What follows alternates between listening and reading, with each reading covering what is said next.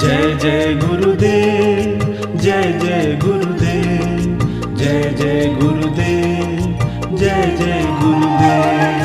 जय जय गुरुदेव, जय जय गुरुदेव, जय जय गुरुदेव, जय जय गुरुदेव। श्रीमद् करुणा सागर महाराज की जय। श्री कैवल धाम की जय। श्री अविचलदास जी महाराज की जय।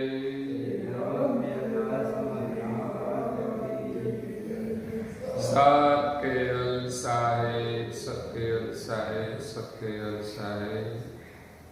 परम गुरु श्रीमद् करुणा सागर महाराज श्री रचित पंचम स्वसंवेद यानी पंचम सूक्ष्म वेद निजपति परम प्रभाव स्कंद है चौथा और चौपाई नंबर है 121।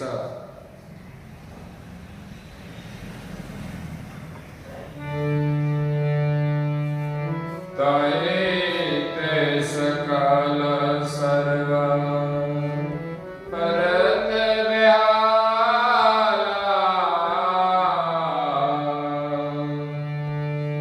अपनी युगत विधि न कैद निकाला। अपनी युगत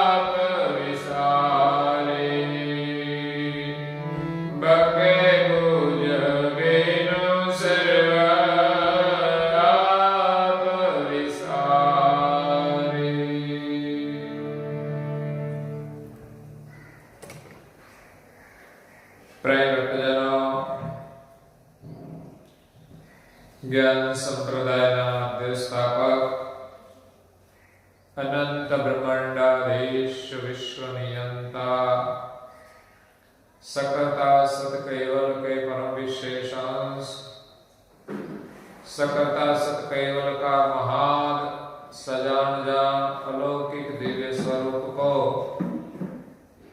अनेक न्याय से प्रत्यक्ष प्रमाण से स्व अनुभव से प्रतिपादन करने वाले अनंत अंशों के तारणहार परम मोक्ष के दाता कैवल धर्म धुरंधर महान समर्थ परम श्रेष्ठ परम विभूतिवान परम दयालु परम कृपा निधि नव बुद्धि के सागर सर्वज्ञ दिव्य परम गुरु श्रीमद् करुणा सागर जी महाराज विश्व भर के मनुष्य तनधारी जिज्ञासु और मुमुक्षु अंशों को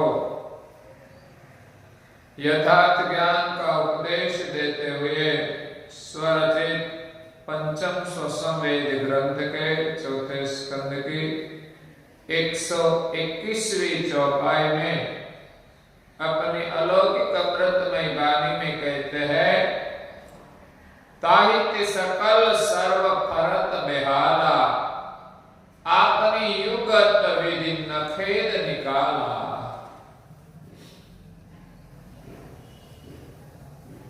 संसार में सभी जीव अपने स्वरूप को भूलकर बेहाल हो गए, दुखी दुखी हो गए।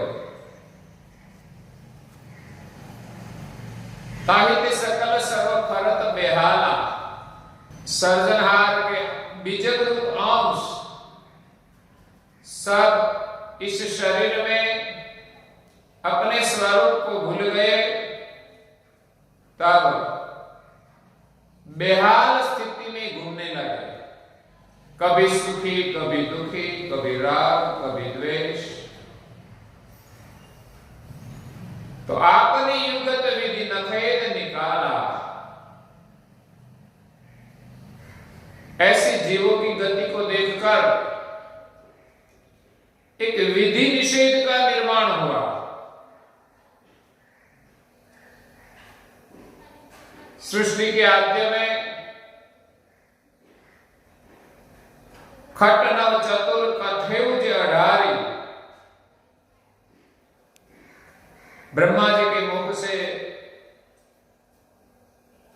जो 5 वेद का उच्चारण हो रहा था, इसमें 5वां वेद का विसर्जन हुआ, 5वें वेद का लोप हुआ, बाद में 4 वेद रहा। 5वां वेद पंचम स्वसम वेद है, जिस वेद ने सृष्टि के सर्जनहार का ज्ञान है, सृष्टि की रचना का ज्ञान है कि किस प्रकार सर्जनहार ने सृष्टि का सृजन किया है।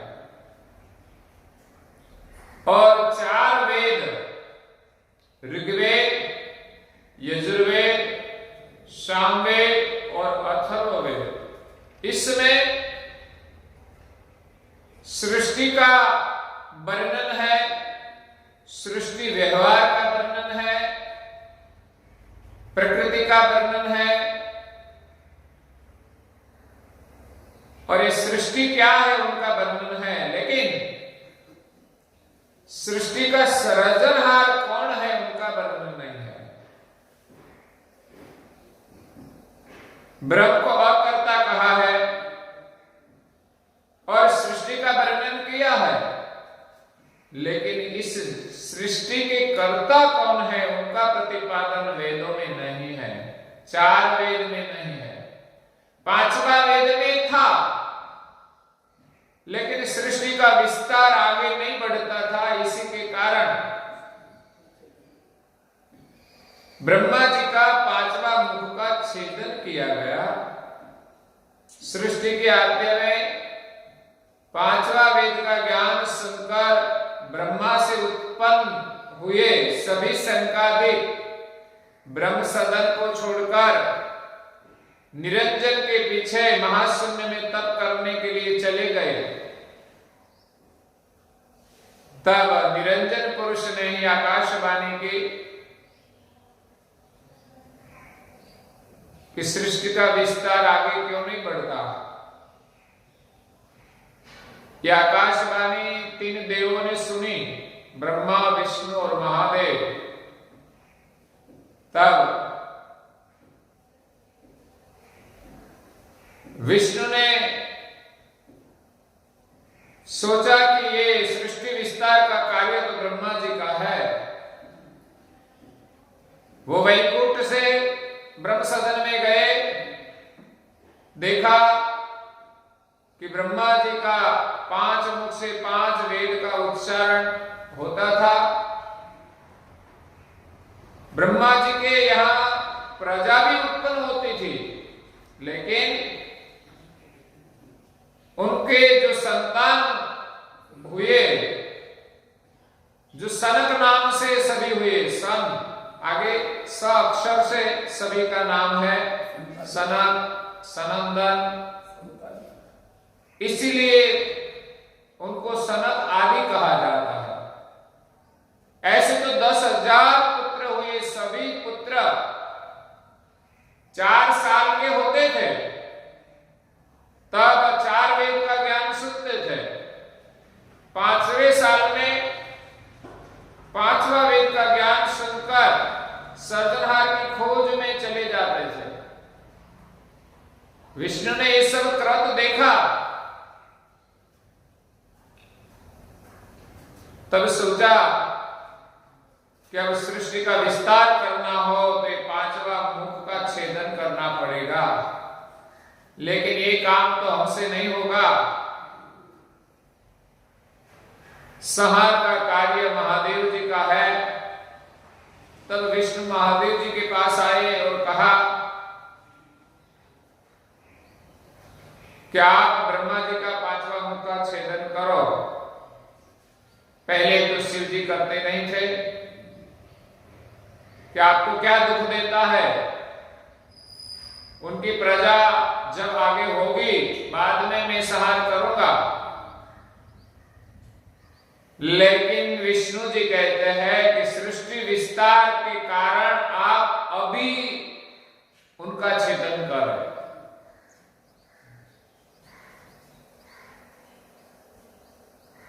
तो विष्णु ने शिव जी को समझाकर, कहा जाता है कि 5वां मुख का छेदन कराया। और एक कारण यह भी बताया है कि ब्रह्मा जी का 5वां मुख है, उनसे निकलती हुई वाणी अच्छी नहीं है, ऐसा कहकर इस वाणी को बंद किया गया। तो इसी प्रकार जब 5वां मुख का ज्ञान, पंचम स्वसम वेद का ज्ञान बंद हुआ, बाद में ब्रह्मा जी को जो संतान हुई, सबसे पहले मनु नाम का पुत्र और शत्रुपा नाम की कन्या उत्पन्न हुई। इस दोनों का संसार से मनुष्य सृष्टि का विस्तार हुआ। तो बाद में इस सृष्टि में 4 वेद रहे, ऋग्वेद, यजुर्वेद, सामवेद और अथर्ववेद, जिसने सृष्टि के नियम का वर्णन किया है। तो यहां सभी अंश 5वां वेद का ज्ञान भूलकर अपने स्वरूप को भूल गया। जब 5वां वेद का लोप हुआ, बाद में सृष्टि का विस्तार हुआ, इसमें सभी अंश अपने स्वरूप को भूल गया। ऐसे तो सभी अंश इस सृष्टि में आए तब अपने स्वरूप को भूल गए थे, लेकिन 5वां वेद का ज्ञान सुनकर वो फिर कर्ता की खोज में चले जाते थे। लेकिन 5वां वेद का ज्ञान बंद हुआ, बाद में सभी जीव अपने स्वरूप को भूलकर इस सृष्टि के प्रपंच में पच गए। तब सृष्टि का नियमन के लिए 4 वेद था, ऋग्वेद, यजुर्वेद, सामवेद, अथर्ववेद। बाद में कहा जाता है कि समयांतर सृष्टि के आद्य में बड़े बड़े ऋषि मुनि हुए। इसमें से कई ऋषि मुनि ने वेदों का सूक्ष्म अध्ययन किया। इनमें से अपने को जो सार लगा और जो अनुभव किया, इस अनुभव से ऋषि मुनियों ने 4 वेद का अध्ययन करके 6 शास्त्र का निर्माण किया। ऐसे तो कई शास्त्र है। पहले तो 50 शास्त्र थे भिन्न भिन्न मार्गदर्शन के लिए, ज्ञान के लिए, लेकिन विशेष प्रभाव में 6 शास्त्र रहे। 6 शास्त्र में ऋग्वेद का अभ्यास करके गौतम मुनि ने न्याय शास्त्र का निर्माण किया कि सब लोग न्याय पर चले। आज भी सृष्टि के नियमन के लिए न्याय शास्त्र है, न्यायालय है, उनके कई धाराएं बनाई है, उनके अनुसार सबको न्याय दिया जाता है। न्याय शास्त्र कहता है कि न्याय पर चले आप तो आप सुखी होंगे।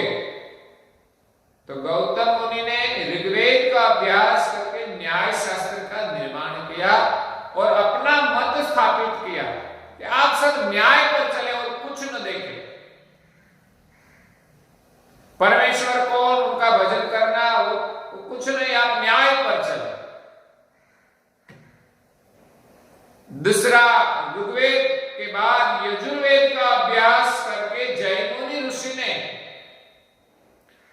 मीमांसा शास्त्र का निर्माण किया।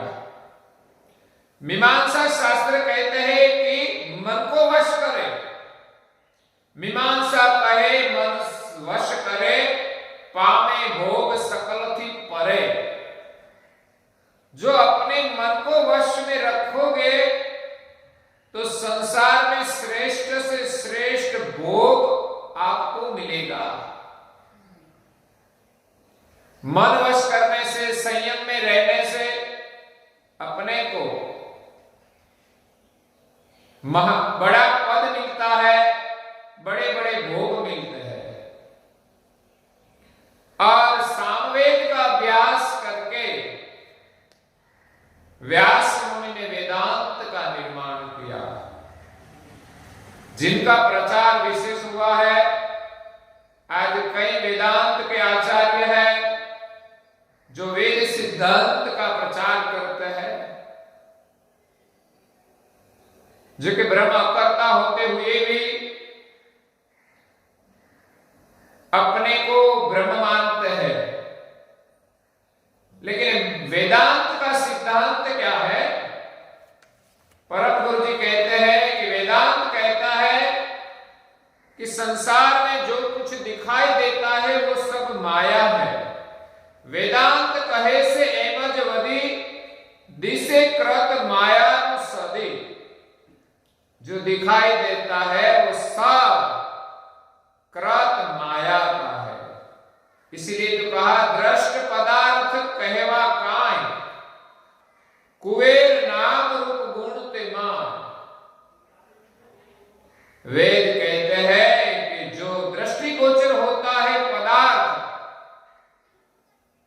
जिसका नाम है, जिसका कोई रूप है, जिनका कोई गुण है, वो दृष्टिगोचर जो होता है वो सब माया है, ऐसा वेदांत कहते हैं। तो वेदांत ने अपना मत स्थापित किया कि जो दिखाई देता है वो सब माया है। इसलिए इनका सभी मोह छोड़े। बाद में जो अथर्ववेद है सबसे बड़ा है। एक ही अथर्ववेद का अध्ययन 3 ऋषि मुनियों ने किया। तो 3 ऋषि मुनियों ने भिन्न भिन्न मत प्रस्थापित किया। इस अथर्ववेद का अध्ययन शेष मुनि ने किया, जिसने पृथ्वी को धारण किया है। उसने पातंजल शास्त्र का निर्माण किया। और पातंजल शास्त्र कहते हैं कि पातंजल ते पिंड ने ग्रहे साधे प्राण कहीं दिन रहे। प्राण की साधना करो तो अपना शरीर भी कई काल तक रख सकोगे। और योगी सिद्ध पुरुष प्राण की साधना करके सिद्ध बनते हैं और अपने शरीर को कई साल तक रखते हैं। कई लोग तो अपने को अमर भी मनाते हैं कि मैं तो अमर हूं, मरने वाला नहीं हूं। क्योंकि सामान्य जीव गति के जीव तो 50-100 साल में चले जाते हैं, और कई कई ऋषियों तो कई सालों तक अपना शरीर टिकाया और अपने को अमर भी मानते थे। सामर्थ वधे सराय सिद्ध जाने एज परम पद निद। सिद्धि प्राप्त होने से सामर्थ्य बढ़ता है, और उनका जो अनुभव होता है उनको ही परम पद मानते थे। वास्तव में सिद्धि का अनुभव परम पद नहीं है, वो तो प्रकृति की एक शक्ति है। लेकिन दुनिया को सिद्धि का प्रभाव से ऐसा लगता है कि ये महाराज तो कई साल से जीवित है, तो उनको ही परमेश्वर मान लेते थे। कहा जाता है कि लोमस ऋषि बड़े तपस्वी थे, बड़े ज्ञानी थे। परम गुरु जी ने वर्णन किया है कि लोमस कहीं दिन राखी काय, और कहीं ऐसा भी कहा है किसी ने कि 4,32,000 साल उनकी आयु थी। इतने साल तक अपने देह को टिकाया, लेकिन वो जनक राजा का प्रश्न का प्रत्युत्तर नहीं दे पाया। इसलिए इतने साल तक आयु बढ़ाने का कोई महत्व नहीं है। जिनका जवाब 14 साल का एक लड़का जिनका नाम था अष्टावक्र, उसने ज्यादा तप नहीं किया था, लेकिन उनके पास ज्ञान था। तो इस ज्ञान के अनुभव से अष्टावक्र ने जनक राजा के प्रश्न का जवाब दिया कि ये सही है, वो सही है। मतलब मैं निद्रा में एक भिक्षुक था, वो सही है, या जागृत में मैं राजा हूं, वो सही है। जिनका जवाब 4,32,000 युग के लोमस ऋषि नहीं दे पाए, वो जवाब 14 साल का लड़का अष्टावक्र मुनि ने दिया। राजा को कहा कि आप स्वप्न में भिक्षुक थे, वो सही नहीं है, क्योंकि अभी आप राजा है।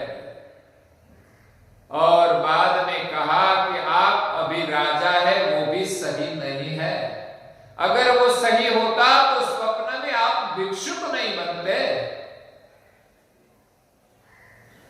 आप राजा भी रहने वाला नहीं है। मैं राजा हूं, वो भी भ्रांति है, और स्वप्न में भिक्षुक हुआ, वो भी भ्रांति है।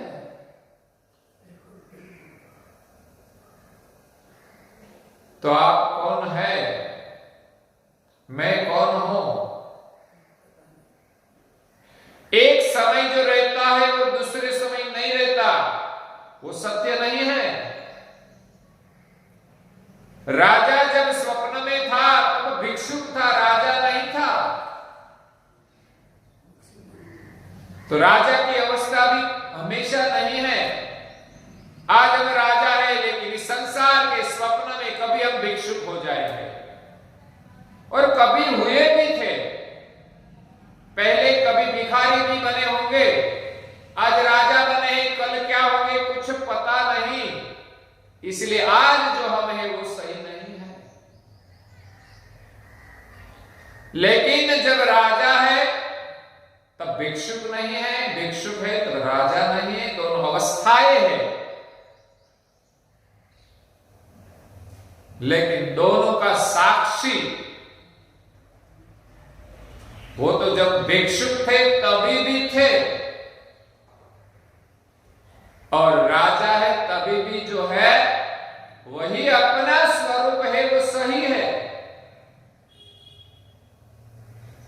तो ज्ञान के माध्यम से अष्टावक्र मुनि ने जनक राजा के प्रश्न का प्रत्युत्तर दिया और उनके संशय का समाधान किया, और यही जनक राजा विदेही कहा गए। तो यहां कहने का मतलब यही है कि शेष मुनि ने पतंजल शास्त्र का निर्माण किया और योग का मार्ग बताया। अच्छा मार्ग है, हमें योग करें, प्राण की साधना करें तो हमारा शरीर स्वस्थ भी रहता है, और प्राणायाम के माध्यम से हमें प्राण बल मिलता है। तो प्राण में अद्भुत शक्ति है, इसमें कई प्रकार की सिद्धियां भी है। इनसे हम सृष्टि का कार्य सहज से कर सकते हैं। महान तपस्वी रघुराज महाराज ने प्राण की साधना करके 5 सिद्धियां प्राप्त की थी। एक सिद्धि के लिए 12 साल तक एक आसन पर बैठे। भूचरी, चाचरी, खेचरी, अगोचरी और उन्मुनी 5 मुद्राएं सिद्ध की। तो पृथ्वी में गमन करते थे, आकाश में गमन करते थे, दूसरे के मन के बिना भी जान सकते थे, अदृश्य भी हो सकते थे, और पांचवी मुद्रा से आत्मदर्शन भी हुआ, लेकिन इन मुद्राओं से वो प्रभावित नहीं हुए। इनसे हमारा स्वरूप अलग है। ऐसी जब खोज की, तब परम गुरु के लक्ष्य से, परम गुरु की कृपा से तपस्वी रघुराम महाराज श्री ने अपने स्वरूप का अनुभव करके सर्जनहार की प्राप्ति की और जगत के जीवों को वही सर्जनहार की पहचान कराई। नहीं तो ज्यादातर साधक इतनी बड़ी सिद्धियां प्राप्त करे, वही संसार में पूजाते हैं, लेकिन तपस्वी ने अपनी पूजा नहीं कराई। वो संत के रूप में आदरणीय है, पूजनीय भी है, लेकिन अपना महत्व नहीं बताया और कहा कि हम सब एक सर्जनहार के अंश है। इस स्वरूप का अनुभव करने के लिए हम साधना करें, प्राणायाम भी करें और इस साधना से हम सर्जनहार की प्राप्ति करें। तो परम गुरु जी ने भी हमें मंत्र जप करने को कहा है।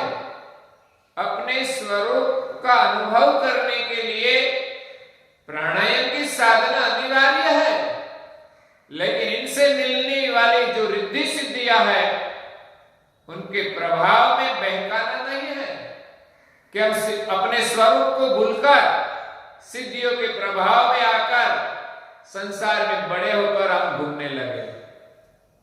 तो यहां पतंजल शास्त्र का निर्माण शेष मुनि ने किया और इस सिद्धि को ही जो परम पद मानते थे, इसलिए अपने को भूल गए और सर्जनहार तक नहीं पहुंचे।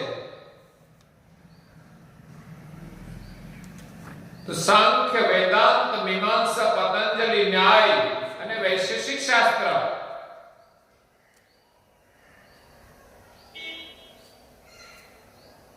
तो अथर्ववेद का अध्ययन करके शेष मुनि ने पतंजल शास्त्र का निर्माण किया। यही अथर्ववेद का अध्ययन करके ज्ञानादिक मुनि ने, जिनका दूसरा नाम था कणाद मुनि, उसने वैशेषिक शास्त्र का निर्माण किया।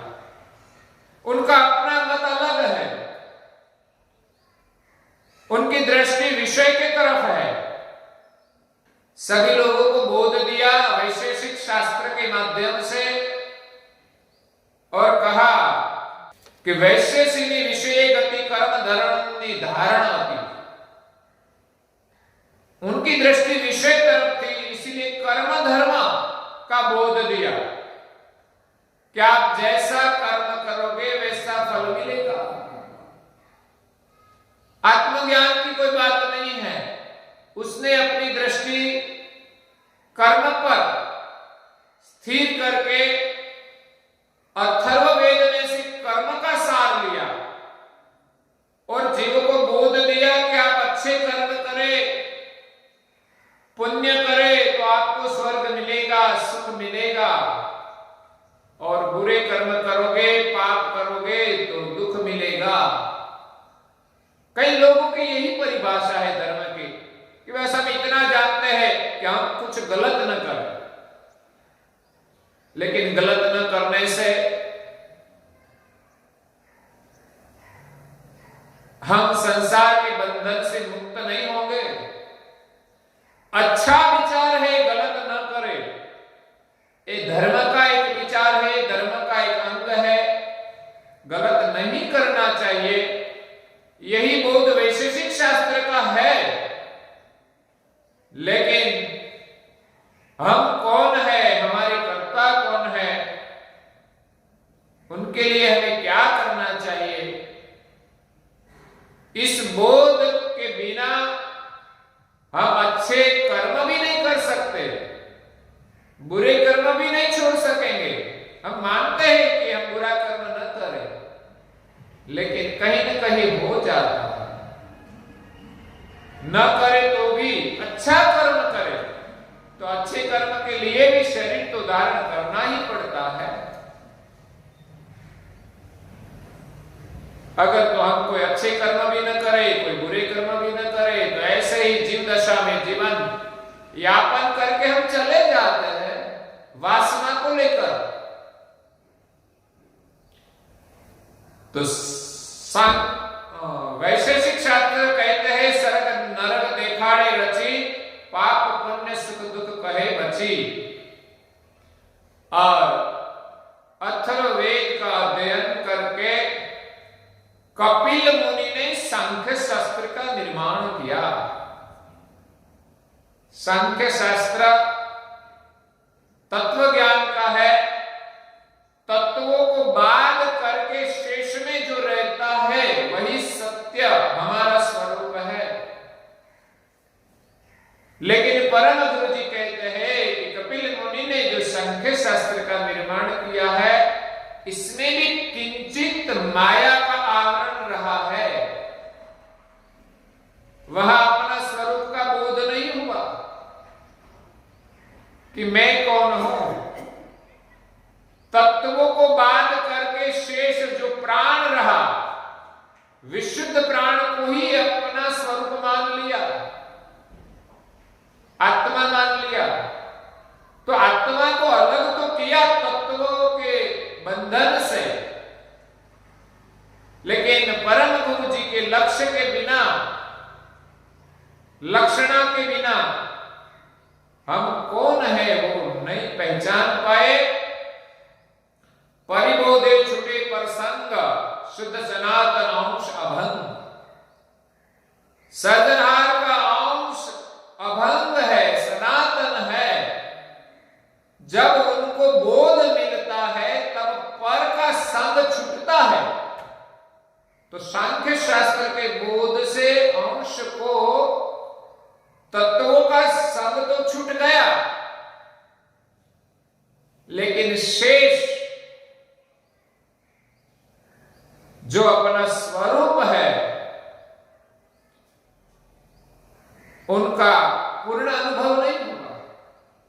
पर संग तो छूट गया। उनके बाद जो शेष प्राण है उनको ही आत्मा मानकर वो वहां रुक गए। लेकिन हमारे कर्ता कौन है उनकी पहचान नहीं हुई।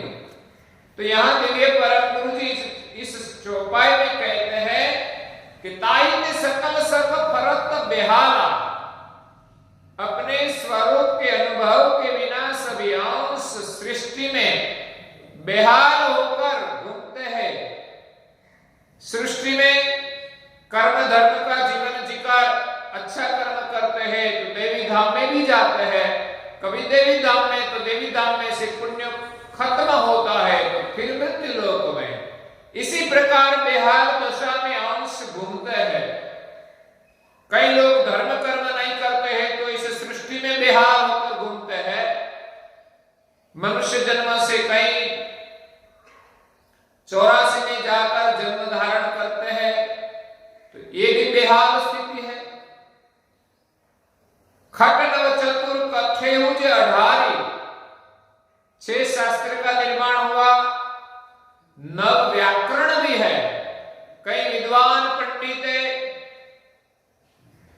व्याकरण का अभ्यास करके उनके विवाद में भी फंस गए, इसमें भी रुक गए।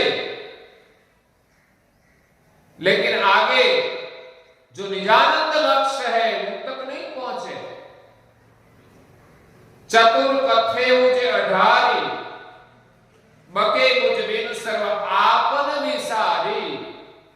4 वेद 6 शास्त्र 9 व्याकरण और उपनिषद और भी कई वेता पुरुष के शास्त्र है, लेकिन अपने स्वरूप को भूलकर जो कुछ वर्णन किया है वो हमारे स्वरूप के लिए काम का नहीं है। परम गुरु तो उनको कहते हैं कि ये सब बिना जाने सब वर्णन किया है। बकना मतलब बोलना, बिना सोचे बिना अनुभव से बोलना ठीक नहीं। अगर तो इस उपदेश से हमें खुद का अनुभव नहीं होगा और इस वर्णन में कहीं भी सृजनहार का स्थापन नहीं है। अपने को परमेश्वर स्थापन करते हैं। इसलिए परम गुरु का इस विश्व में आगमन हुआ है कि हम कौन है, हमारे कर्ता कौन है, उनकी पहचान कराते हैं और आगे दिव्य परम गुरु जी जो वर्णन करते हैं वो हम कल सुनेंगे। आज के प्रवचन को यहाँ विराम देते हैं।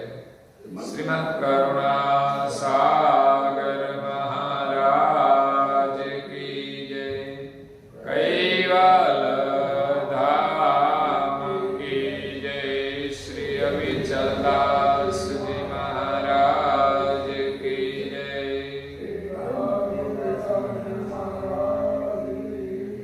सत्केवल साहेब, सत्केवल साहेब, सत्केवल साहेब।